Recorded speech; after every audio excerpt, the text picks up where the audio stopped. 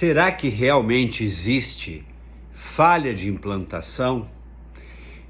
Entendendo que falha de implantação é você fazer transferências de embriões de boa qualidade e não engravidar. Será que existe isso? Eu não sei, eu não acredito. Mas se existir, não é como está sendo divulgado ou até investigado. Há erros conceituais nessa definição. As definições não são claras e usam definições de bons embriões, blastocistos, número de transferências executadas, e isso é muito impreciso.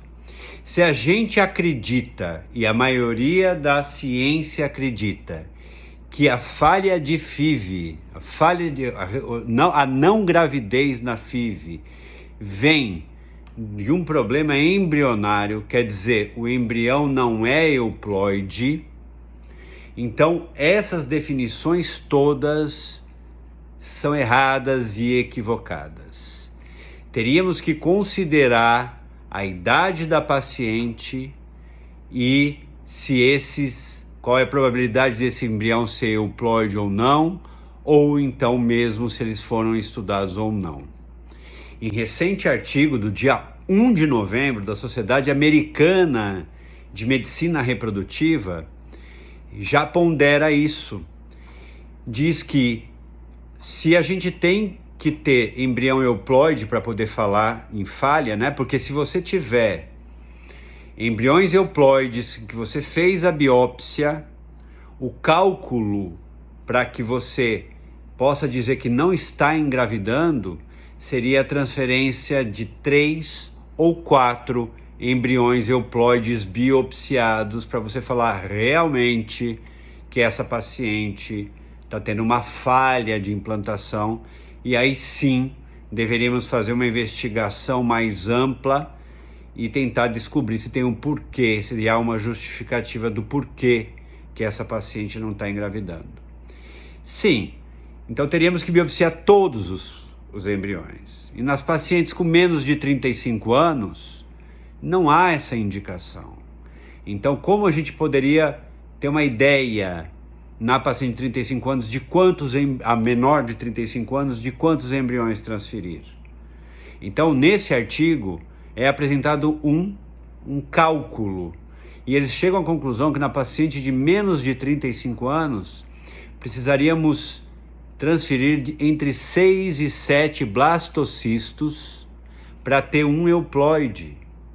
Então, a gente só poderia considerar uma falha de implantação depois de 7 blastocistos transferidos em mulheres com menos de 35 anos. E esse número aumenta para 10 blastocistos com 38 anos de idade. Então, a gente tem que tomar muito cuidado com esse conceito, com essa definição de falha de implantação e com que tudo que isso envolve exames caríssimos, como o estudo da receptividade endometrial, o ERA. Aí entra células NK, que não há comprovação nenhuma de que realmente possa provocar uma não gravidez numa FIV. Entra endometrite, seroscopia diagnóstica, pesquisa de trombofilias. Então, tudo isso está sendo feito, muitas vezes, antes de iniciar a estimulação ovariana para uma FIV, que é um contrassenso em medicina, já que na medicina a gente tem que procurar ser o mais efetivo e mais barato possível para solucionar o problema da paciente. Então a gente só poderia pensar nesses exames, no racional lógico desses exames, quem acreditar em algum desses exames, na paciente com menos de 35 anos, depois que transferiu 7 blastocistos, e não 2 ou 3 blastocistos. e não ou 2 blastocistos que foram biopsiados, euploides, o número é 3 ou 4. Isso tudo, lembrando, que é para características populacionais. E cada pessoa é um indivíduo. Então pode ser que para aquela paciente, 7 não seja o número para achar um euploide, precisa de um 8º. Ou então na paciente que fez biópsia, 4 não seja o número de embriões normais a serem transferidos para ela chegar na gravidez. Da onde vem esses números 3 ou 4? Euploides normais, biopsiados, vem que a gente quer ter 95% de chance de gravidez. E aí se acha esse númerozinho 3 ou 4.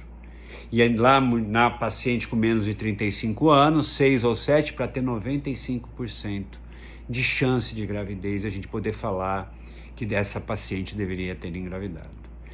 Então, meu recado é o seguinte: tomem cuidado com essa definição de falha de implantação. Ah, eu tenho falha de implantação. Será que você tem? Provavelmente você não tem. Fique atenta, se ligue e vem com a gente para informações precisas. Um abraço.